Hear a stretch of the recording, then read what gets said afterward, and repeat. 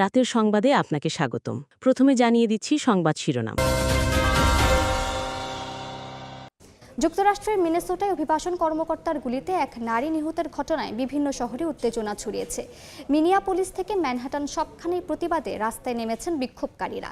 Immigration and customs enforcement আইসকে দায়ী করে তাদের শহর ছাড়ার দাবি জানান তারা।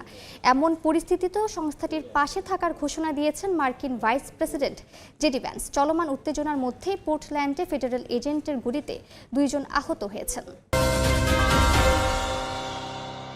মার্কিন প্রেসিডেন্ট ডোনাল্ড ট্রাম্পের ক্ষমতা সীমিত করতে সিনেটে ভোটাভুটি হয়েছে। যে কোনো দেশের বিষয়ে সামরিক পদক্ষেপের আগে কংগ্রেসের অনুমোদন নিতে এই পদক্ষেপ নেওয়া হয়।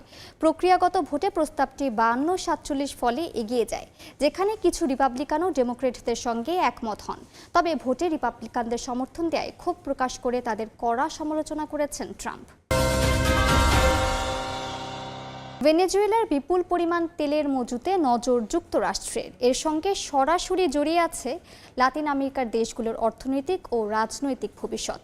তেলবাহী ট্যাঙ্কার জব্দের ঘটনায় মস্কোর সঙ্গে ওয়াশিংটনের উত্তেজনা বাড়ছে। একই সময়ে গ্রিনল্যান্ড দখলে নিতে ট্রাম্পের পরিকল্পনা অস্বস্তিতে ফেলেছে ইউরোপকে। বিশ্লেষকরা বলছেন, মার্কিন প্রেসিডেন্টের আগ্রাসী পদক্ষেপের জেরে বদলে যেতে পারে বৈশ্বিক রাজনীতি। ভেনেজুয়েলায় মার্কিন অভিযানের প্রভাব অন্য কোনো দেশে পড়বে না, এমনকি বিশ্ব তেলের বাজারেও অস্থিরতা তৈরির আশঙ্কাও খুব কম। এ যাবতীয় হুমকি থেকে বাংলাদেশ অনেকটাই দূরে বলে মনে করেন আন্তর্জাতিক সম্পর্ক বিশ্লেষকরা। এবার শুনবেন বিস্তারিত।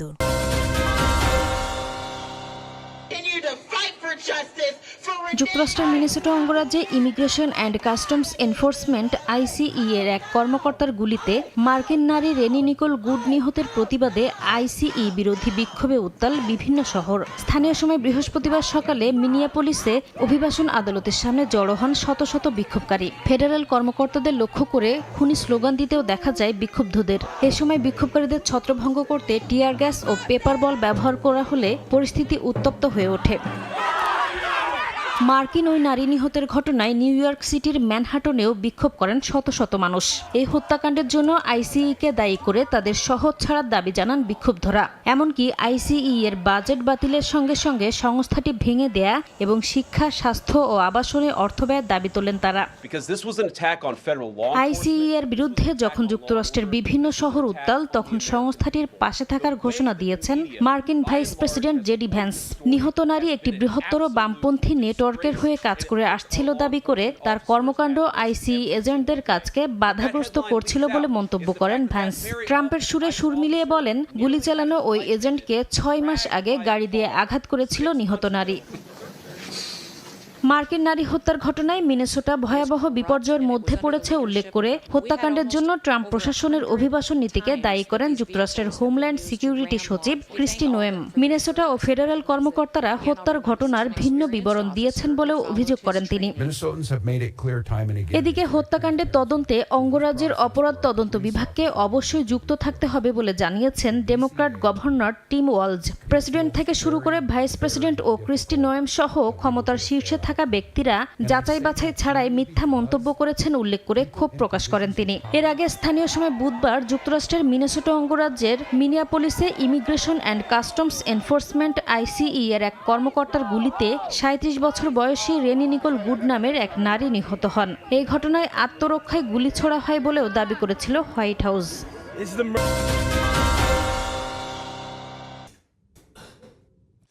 স্থানীয় সময় বৃহস্পতিবার প্রেসিডেন্ট ডোনাল্ড ট্রাম্পের যুদ্ধ ক্ষমতা সীমিত করার একটি প্রস্তাবের ওপর ভোটাভুটি হয় মার্কিন সিনেটে। 52-47 ভোটে এগিয়ে যায় প্রস্তাবটি, যেখানে ট্রাম্পের দল রিপাবলিকান পার্টির কিছু সিনেটরকেও ডেমোক্র্যাটদের সঙ্গে একমত হতে দেখা যায়। প্রস্তাবটির নেতৃত্ব দেন ভার্জিনিয়ার ডেমোক্র্যাট সিনেটর টিম কেইন। ভোটের আগে সিনেটে বক্তব্যে এমন দাবির পক্ষে ভোট দেওয়ার জন্য কেউ কখনো অনুতপ্ত হয়নি বলেও মন্তব্য করেন কেইন।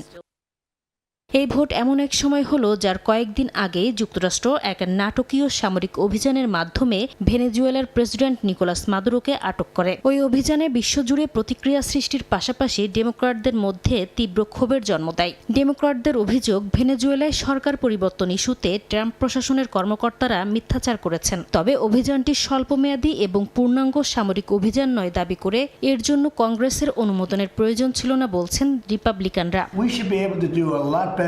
এদিকে সিনেটে রিপাবলিকানদের ভোটের ঘটনায় তীব্র ক্ষোভ প্রকাশ করেছেন মার্কিন প্রেসিডেন্ট ডোনাল্ড ট্রাম্প। ট্রুথ সোশ্যালে দেয়া এক পোস্টে ডেমোক্র্যাটদের সঙ্গে কয়েকজন রিপাবলিকান একাত্মতা প্রকাশ করায় তাদের নির্বোধ বলে আখ্যা দেন ট্রাম্প। এমনকি পরবর্তী নির্বাচনে তাদের নির্বাচিত হওয়া উচিত নয় বলেও মন্তব্য করেন তিনি। প্রস্তাবটি এখন সিনেটের পূর্ণ ভোট এবং পরে হাউস অব রিপ্রেজেন্টেটিভসের অনুমোদনের জন্য যাবে। এক্ষেত্রে ট্রাম্প চাইলে ভেটো দিতে পারেন। তবে উভয় চেম্বারে 2/3 ভোট পেলে সেটাও অতিক্রম করা সম্ভব। বিশেষজ্ঞরা বলছেন এটি একটি প্রতীকী পদক্ষেপ, যা প্রেসিডেন্টের একপক্ষীয় সামরিক সিদ্ধান্তকে সীমিত করার প্রচেষ্টা হিসেবে দেখা হচ্ছে।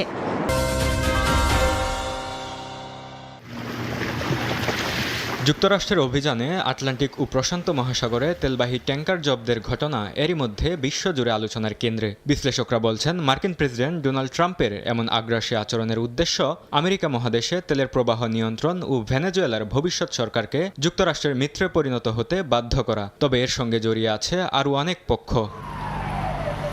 দুটি তেল ট্যাঙ্কারের একটিকে নিজেদের বলে দাবি করে নিন্দা জানিয়েছে রাশিয়া। তবে এখনও দেশটির কাছে প্রাধান্য পাচ্ছে ইউক্রেন ইস্যু। যদিও তেল সরবরাহে ভাটা পড়লে যুদ্ধ চালিয়ে যেতে আর্থিক সংকটের মুখে পড়তে পারে মস্কো, ফলে বাড়তে পারে রাশিয়া যুক্তরাষ্ট্র উত্তেজনা। এদিকে ভেনেজুয়েলার সংকটের সরাসরি প্রভাব পড়ছে আমেরিকা মহাদেশের অন্য দেশগুলোতেও। মেক্সিকোকে কঠিন কূটনৈতিক ভারসাম্যের পরীক্ষা দিতে হচ্ছে। একদিকে ভেনেজুয়েলায় মার্কিন অভিযানের নিন্দা করছে, অন্যদিকে যুক্তরাষ্ট্রের সঙ্গে সহযোগিতা বজায় রাখার চেষ্টা করছে দেশটি। বিশ্লেষকরা বলছেন, লাতিন আমেরিকার ভবিষ্যৎ কি হতে যাচ্ছে তা নির্ভর করছে ভেনেজুয়েলায় যুক্তরাষ্ট্র কি পদক্ষেপ নিচ্ছে তার উপর। সবকিছু নির্ভর করছে ভেনেজুয়েলায় যুক্তরাষ্ট্র কি ধরনের পথ বেছে নেয় তার উপর। যদি ওয়াশিংটন শুধু অর্থনৈতিক স্বার্থে সীমাবদ্ধ না থেকে ভেনেজুয়েলার গণতান্ত্রিক উন্নয়ন ও জনগণের স্বার্থকে গুরুত্ব দেয়, তাহলে গোটা অঞ্চলের রাজনৈতিক গতিপথ বদলে যেতে পারে। নিকোলাস মাদুরোকে আটকের পরই ফের ট্রাম্পের গ্রিনল্যান্ড দখল পরিকল্পনা সামনে এসেছে। বিশ্লেষকরা বলছেন, গ্রিনল্যান্ড দখলের যে কোনো চেষ্টা পশ্চিমা সামরিক জোট ন্যাটোর সমাপ্তি ঘটাতে পারে। গ্রিনল্যান্ড ইস্যু নিয়ে তাই চরম অস্বস্তিতে পড়েছে ইউরোপ। যুক্তরাষ্ট্র যদি গ্রিনল্যান্ডে আক্রমণ চালায় তাহলে পুরো চিত্রই বদলে যাবে। ডেনমার্ক ন্যাটোর সদস্য আর গ্রিনল্যান্ড ডেনমার্কের অংশ। এতে ন্যাটোর ভেতরেই বড় ধরনের সংঘাত তৈরি হবে এবং পরিস্থিতি অত্যন্ত জটিল হয়ে উঠবে। নিজেদের সামরিক সক্ষমতা কিভাবে গড়ে তুলবে তা ইউরোপকে এখনই ঠিক করতে হবে এবং যুক্তরাষ্ট্রের উপর থেকে নির্ভরশীলতা কমাতে হবে। যুক্তরাষ্ট্রের এমন আগ্রাসী পদক্ষেপ বৈশ্বিক শক্তির সম্ভাব্য ভাগাভাগি তৈরি করতে পারে বলেও ধারণা করা হচ্ছে। বিশ্লেষকদের মতে, যুক্তরাষ্ট্র, রাশিয়া ও চীন যদি নিজেদের প্রভাব ক্ষেত্র নির্ধারণ করে নেয়, তাহলে এটি হবে বিশ্ব রাজনীতিতে মোড় ঘোরানো পদক্ষেপ। মার্কিন অভিযানের পর ভেনেজুয়েলার প্রেসিডেন্ট নিকোলাস মাদুরো এখন নিউ ইয়র্কের আদালতে। যুক্তরাষ্ট্র বলছে এটি আইনি প্রক্রিয়া, কিন্তু সমালোচকদের চোখে এটি রাজনৈতিক পদক্ষেপ। তেল সমৃদ্ধ ভেনেজুয়েলাকে ঘিরে এই সংঘাত বিশ্ববাজারে কি প্রভাব ফেলতে পারে তা নিয়ে শুরু হয়েছে আলোচনা। বিশেষজ্ঞদের মতে ভেনেজুয়েলার তেলের সবচেয়ে বড় আমদানিকারক যুক্তরাষ্ট্র। যদি এর উৎপাদন ও সরবরাহ ওয়াশিংটনের নিয়ন্ত্রণে থাকে, তাহলে বাজারে হঠাৎ অস্থিরতা তৈরির আশঙ্কা কম। ডিমান্ড এবং সাপ্লাইয়ের কনটেক্সটে দেখেন, তাহলে যেহেতু ওই জায়গাটাতে এক ধরনের স্টেবিলিটি রয়েছে, সুতরাং ইমিডিয়েটলি দামের উপরে প্রভাব পড়বে কিনা সেটা একটা গুরুত্বপূর্ণ বিষয়।